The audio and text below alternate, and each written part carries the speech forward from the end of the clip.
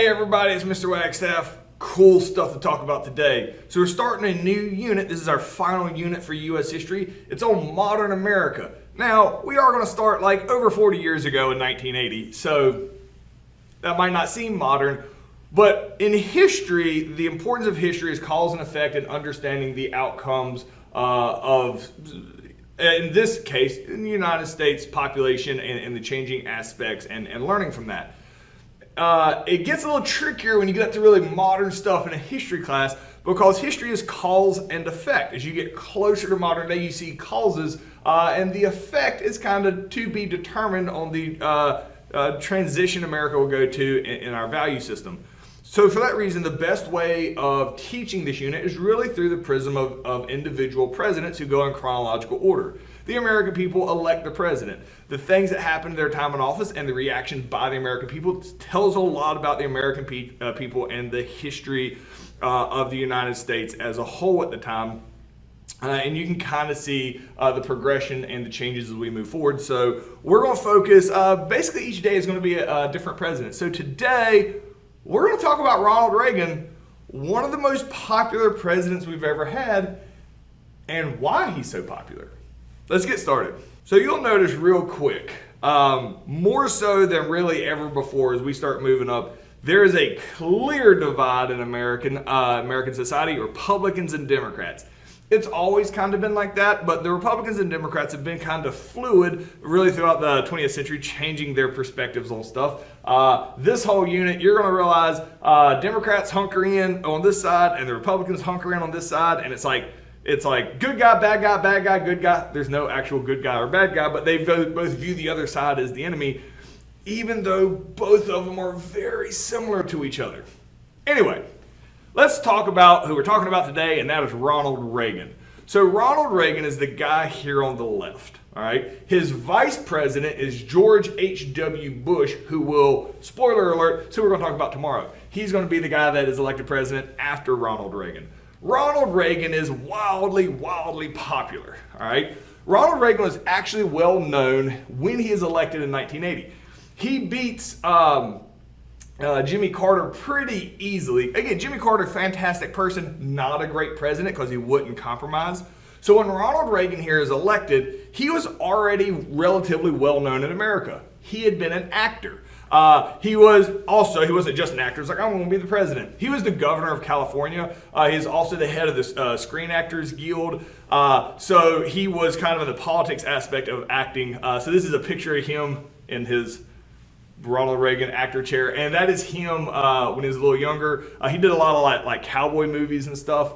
So Ronald Reagan is one of the most popular presidents America has ever had. Especially in the modern, of all the people we're going to talk about, nobody in this whole unit is going to come close to being as popular as Ronald Reagan is. People love Ronald Reagan. Why is that? Well, there's a very specific reason why Ronald Reagan is going to be so popular, and it's kind of weird. We're going to start with a very specific event. This happens in March of 1981. So Ronald Reagan has just been sworn in as the president in January. He's been the president all of 2 months. Got elected in November of 1980, sworn in January 1981. He's been the president for 2 months. He is walking out of this building here in Washington, D.C., waving to the crowd. Again, the good thing about this whole unit is tons of pictures. Photography's there taking pictures. Immediately after this picture is taken, there is an assassination attempt on Ronald Reagan. A guy comes in and opens fire into a crowd. Ronald Reagan gets shot in the chest. He is thrown aside this limo. This is an actual picture. I mean, again, this was a couple seconds before. Boom, guy comes in. Secret Service guy gets killed. Multiple people get shot. Right here, Ronald Reagan's been the president for 2 months. Got shot in the chest. The guy, and this is worth mentioning because it's crazy. So who came up and shot Ronald Reagan? It's this guy, John Hinckley Jr. Like, oh, what, was he upset over some politics or something? He voted for the other guy in 1981. No, this dude's crazy. And I say that, and sometimes when I say that, I have to think, like, is that politically correct, to call somebody insane? This dude actually pled insanity to this, and they agreed with him. Because the reason this dude did it is he was trying to get the attention, and I'm going way off here because it is crazy. So there's an actress named Jodie Foster who was famous at the time, and she has continued to have a very famous career as an A-list actress. The most famous thing she was known for at the time is she was in a major movie in the late 70s called Taxi Driver, opposite of Robert De Niro, one of his very first movies that everybody had seen. He became obsessed with her and wanted to get her attention and thought, what better way of getting the attention than shooting the president? Then she will know who I am. That is why the dude shot Ronald Reagan. He pleads insanity. They agreed this dude's insane. Probably should use the appropriate term there. And he goes to the mental hospital and got released a couple years ago. After being in, that's a whole nother story, whole nother thing that we're not getting into here. But so Ronald Reagan has been shot in the chest. They rush him to the hospital. It just happens to be, it's not like his doctor. It just happens to be the surgeon that is there that day. He gets rushed in, his gunshot went to the chest, and this guy, who obviously talks about this a whole lot, takes him back into surgery. And so everybody's shocked by this, that this has happened. It's happened like instantaneously. And as they go to put the knockout gas on Ronald Reagan, and Ronald Reagan's a Republican here, all right, opposite of Jimmy Carter, because Jimmy Carter lost.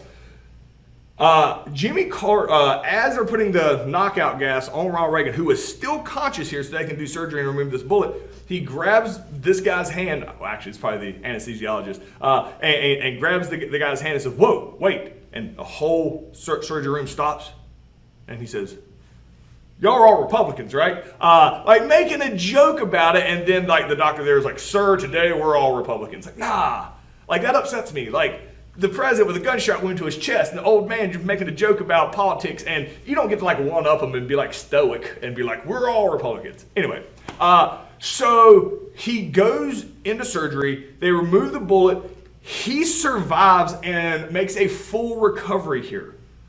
I use this picture here. When he's recovering in the hospital, there is a massive outpouring of support for him throughout the country. By being shot in the chest, and surviving and doing it in like movie style fashion, it really humanizes Ronald Reagan. Everybody likes him as a person. This dude took a bullet for America. Love him. This is why Ronald Reagan, who is already a likable person, he's a charismatic, he's a funny guy, he's old, he is, and he admits that he's not necessarily as sharp as he once was, but he is really liked by the American people. He's going to be able to get away with things that other presidents would never get away with purely because he is so likable, and getting shot and surviving makes him instantaneously liked by America. So even before any policies come out, the fact that he survived an assassination attempt puts him on everybody's good list. And he is going to remain there throughout 2 terms of his time in office, even with some stuff that probably should have knocked him down a peg that we're getting ready to talk about. So the question here is, how did the attempted assassination of Ronald Reagan affect his time in office? So pause me and answer that completely. We're moving on. So Ronald Reagan has this idea of running the economy called Reaganomics. It's really the trickle-down economic theory, which gets put into place and widespread in the 1980s. So Ronald Reagan, again, he's a charismatic leader of people.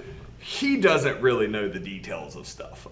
So clearly he surrounded himself with some economists who say this trickle-down economic thing is effective, and Ronald Reagan's like, cool, and he espouses it. Like, he goes on national TV and it's like, here's what we're going to do. We're going to lower taxes, all right? People like lowering taxes. But the trickle-down economic theory, which is something that has economists on both sides of it give different views, but historically it doesn't really seem to work in wide-scale fashion. So while Reagan supports it, what it does is it cuts taxes for everybody, but especially the rich. So the rich people who have the most money, they get the biggest tax cuts so that rich people can have more money. The idea is rich people take that money and they create new businesses, which creates jobs, which then employs more people, and the money that is being cut for the rich people will trickle down to the poor people. Clearly, this seems to be not super popular. And so this is just a graph of, this is what actually happens.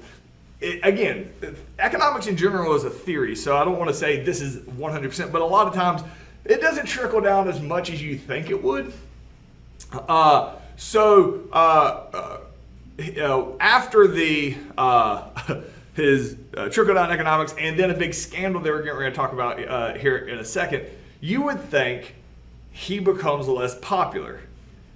He doesn't. Like, anything Ronald Reagan does just makes him more popular. To prove that, we'll go ahead and jump into 1984 when he decides to run for re-election. He won all but one state, right? One state. Walter Mondale, you don't need to know him. He lost big time. He is from Minnesota. That's why he won Minnesota. I think that's correct. And then Washington, D.C., which is a city that gets the vote, they voted for Walt. But again, this is an absolute slobber knocker. Richard Nixon wins huge. But even with his idea of trickle-down economics, which is you cut taxes for everybody, but mainly the rich, it really benefits the rich, an idea to create jobs, but the argument against it a lot of times is that rich people just take more money and get richer themselves, and it never actually trickles down to the poorer people. So the question here is, explain the positives of Reaganomics, and as well as the perceived negatives. So pause me, answer that completely. We're moving on. So let's talk some more about the negative stuff of Ronald Reagan. There's some positive stuff, absolutely, that we're going to get to here in a minute. But the fact that this stuff does not hurt him politically is bonkers. Reaganomics is not a super effective economic strategy. Now, I should point out here, and this is really important, Ronald Reagan cut taxes for everybody. The economy started doing really good. Ronald Reagan is going to spend tons of money, because we're still in the Cold War, on the military. He is going to cut taxes and spend more. He's literally having his cake and eating it too. It's not sustainable, because he's literally saying, y'all don't have to pay the government any money, but the government's going to spend a bunch of money, putting America in pretty big debt. But in the 1980s, there's no negative consequences to that, because debt is paid off by later generations. So society is going a lot better in the 1980s than it was in the 70s, and he gets the credit for that. This situation is this is a straight up scandal, and Richard Nixon just straight gets away with it because he's so popular, because people don't want to think of him in a bad light. It's called the Iran-Contra Affair. Let me explain this to you. And I'm going to pick on Richard Nixon here. Richard Nixon. I hope I haven't been saying that. I hear it in my brain say it. Ronald Reagan. I'm going to pick on him here a little bit. But he would say the same thing too. So these are Contras. They're basically rebels in a country called Nicaragua in Central America. If you're like, I'm not sure where Nicaragua is, don't worry. Ronald Reagan doesn't either. All right. He just knows there's a communist country in Nicaragua that America doesn't like, and there's these rebels that call themselves Contras that want to overthrow that communist country. Now, officially, America doesn't do this because that is illegal on the world stage. You can't have a coup and overthrow a government without being at war with them. That's uncool. Not allowed to do that. That's against the law. But Ronald Reagan says, hey, if we could sneak them some money through the CIA, whatever happens, happens kind of thing. Well, the problem is, how do you sneak them money? All the money is accounted for in Congress. You can't sneak them money. So what Reagan does, so Iran, all right, keep in mind, we just finished the Iran hostage crisis with the Ayatollah.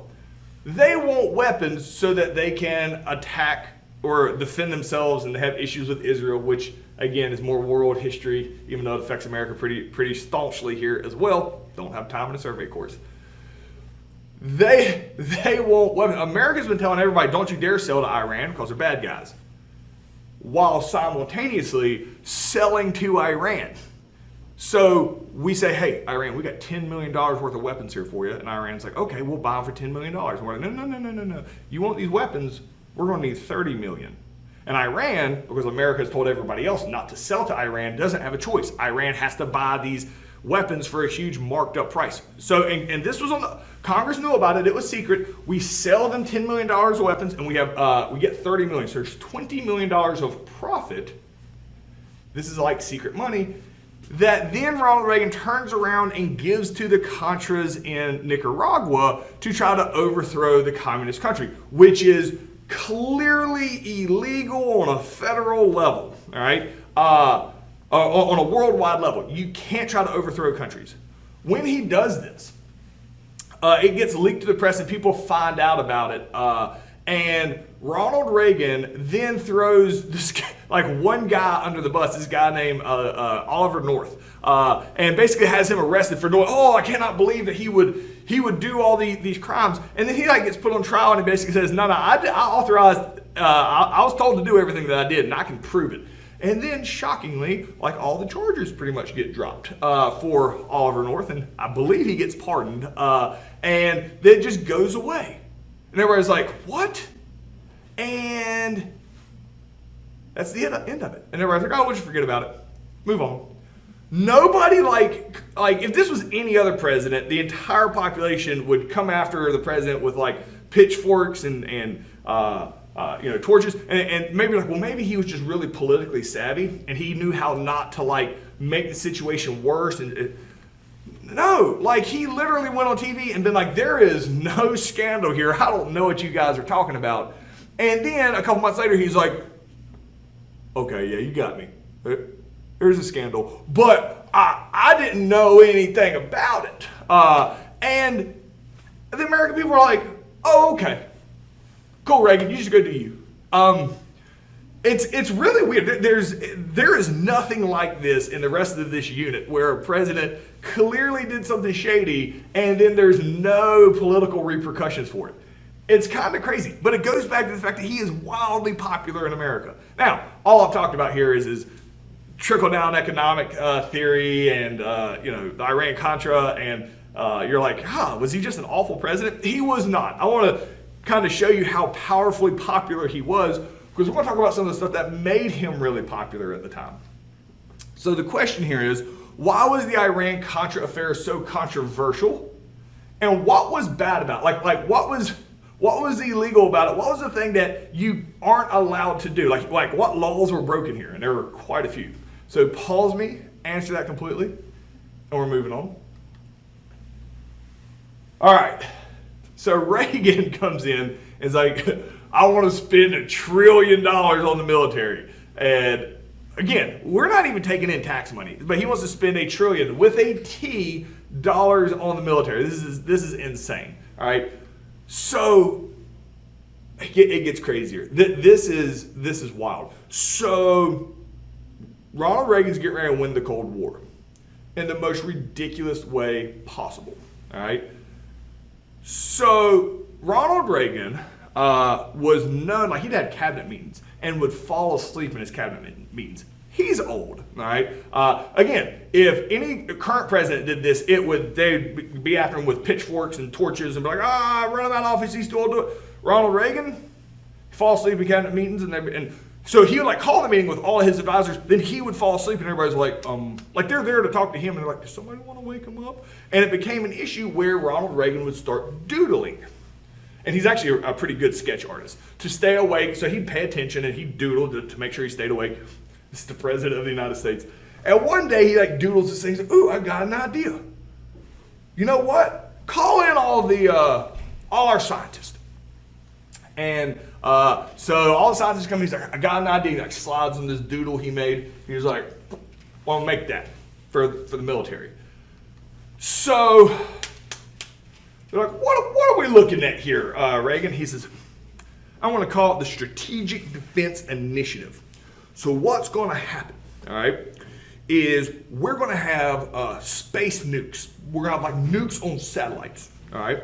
If Russia tries to launch a nuke at us, all right, we're going to like computer GPS their missile, and we're going to automatically, with like a self-automated defense system, launch a little missile to intercept the nuke and have it blow up over the ocean. Then, using computers and stuff, we're gonna find out where that missile came from and automatically launch a nuke back at the site the original nuke came from. This way, we can not only defend ourselves, but we can eliminate any nuclear threats in the world. And he like sketched it out and sent it to him. He doesn't know any more about space physics than me or you. Actually, you might know more. And all the scientists look at that and say, we need to talk about this. Yeah, this is completely not possible. Sir, this defies the laws of physics. You can't actually do that. Like, apparently the thrust from space, the launching satellite, whatever. It's physically impossible. All right, you cannot do the thing that he's asking. And he says, nah, I need y'all to do it. And they're like, sir, I appreciate your faith in us. We can't make this thing called the Strategic Defense Initiative. It's not possible. And he says, I'll give you $1 trillion to do it. $1 trillion with a T. And they say, we'll get to work right now. So these guys like go, the smartest guys in America, and they're like trying to make this thing. Again, it's not possible. It defies the laws of physics. But for $1 trillion, they'll give it the good old college try. They assume this is top secret and nobody's going to know about it. Oh, Reagan, he wants everybody to know about it and goes on TV and like has these like animated things show up, and he's like, all right, so we're going to have space nukes on satellites in space. It's going to like launch, nukes at places that are trying to attack us, and so this is in the 1980s. So the whole country hears about this.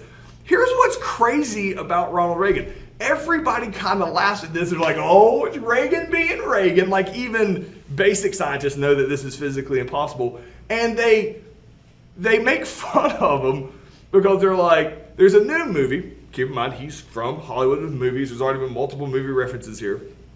There's a movie that came out, the most popular set of movies in all of the 1980s is a set of movies called Star Wars. All right? So everybody's like, have you been watching Star Wars, Reagan? He's like, why? And they're like, well, there's a main bad guy in Star Wars. It's Darth Vader, and his weapon is a Death Star. Reagan, are you trying to have America build us a Death Star? And everybody kind of laughs about it to the point where it is just, from this point on, nobody calls it SDI, the Strategic Defense Initiative. It's just called the Star Wars program. This is literally a stamp that the United States Post Office put out in honor of this called Star Wars it's wild. So everybody's like, oh, he's trying to make a Death Star. Look how cute Ronald Reagan is, spending $1 trillion of money that we don't have. And again, it's just the idea of the Strategic Defense Initiative. So the Soviet Union, however, they hear that America is building a Death Star. So Gorbachev, who is the current leader at Russia at the time, calls in all the top scientists, and he says, hey, America, they're building a Death Star, all right? They're building space nukes. We need to do that too. The reaction by the scientists are like, we can't, what? Like, this appears to be physically impossible. This shouldn't be allowed. And then Gorbachev is like, America's doing it. And the scientists are like, dude, America's not making this. I'm jumping ahead. America's not making this. America's not making this because it's not possible. And then Gorbachev says, they're spending $1 trillion on it.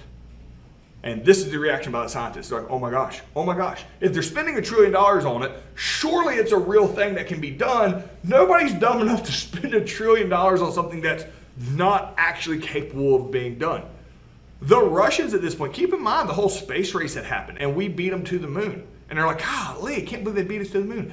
Now, all right, and this is 15 years later. This isn't a huge jump. We have space nukes, or so they think.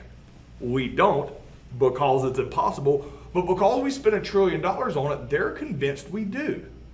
When they think that we have space nukes, all of a sudden, Russia doesn't think they can compete with America anymore. The Soviet Union is kind of in panic mode, to the point where The guy on the left here, this is Gorbachev.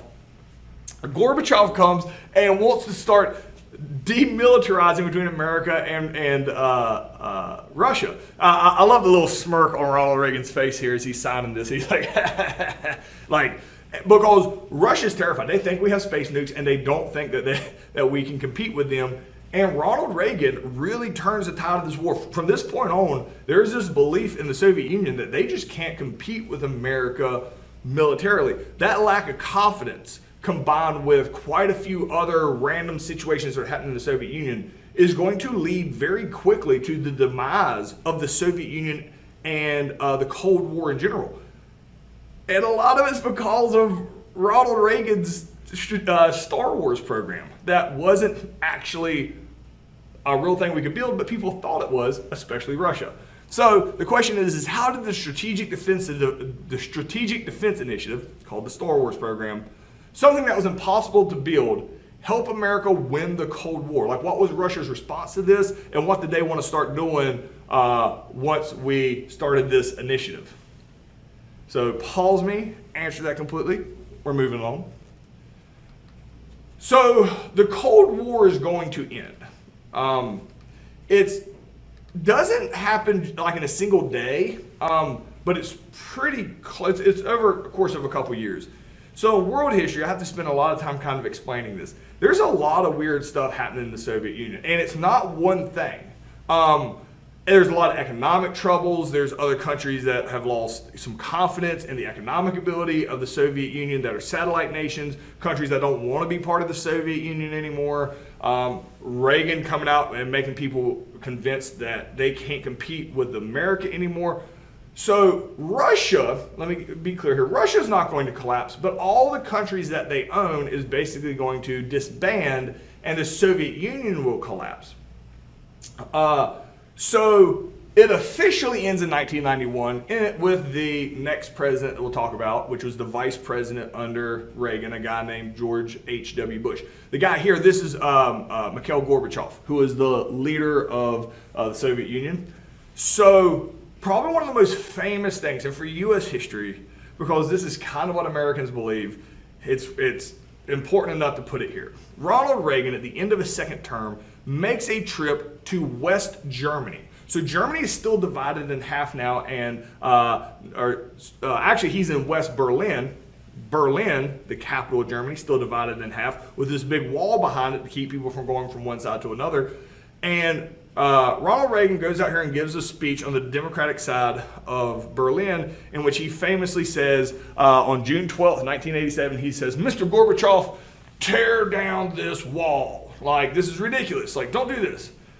And then, just kind of coincidence, the next year, all the German people on both sides show up and they tear down the wall. Now, typically, because the Germans want to unite and they don't want to be controlled by Russia, normally if they did this, the Soviet military is going to show up and shoot everybody. They don't do anything. When they tear down the Berlin Wall and Berlin's like, we're one country again and we're a democracy, and Russia doesn't do anything, and then West Germany, East Germany is like, and we're one country again and we're going to be a democracy, and Russia doesn't do anything. It is obvious any strength that the Soviet Union had is over, and countries just start leaving the Soviet Union, and by 1991, like 2 years after this, it is completely over. There's a lot of political stuff that's happening inside. It wasn't like we nuked them and there's a treaty that ended it. The Soviet Union just kind of collapsed on their own. Ronald Reagan gets kind of the credit for being like, tear down this wall, and then the wall comes down like he did it. What really caused this to happen was years of consistent presidents all saying the same thing, standing the ground, trying to stop Russia from expanding. And Russia kind of collapsed from the inside. The Soviet Union collapsed from the inside. So Ronald Reagan just happened to be kind of at the right place at the right time and saying, tear down this wall, and then it just happens to. That wall was going to come down when it came down, whether he said that or not. But because he said it, it was on TV, and then the wall comes down. Ronald Reagan gets a lot of credit in history, kind of not really deserved, for ending the Cold War, whereas the SDI and the Star Wars program probably did more than anything else for his time in office. So the question here is, why does Ronald Reagan appear to almost single-handedly end the Cold War, and what actually happened that caused it to end? So pause me, answer that completely, and we're done for the day. See you guys tomorrow.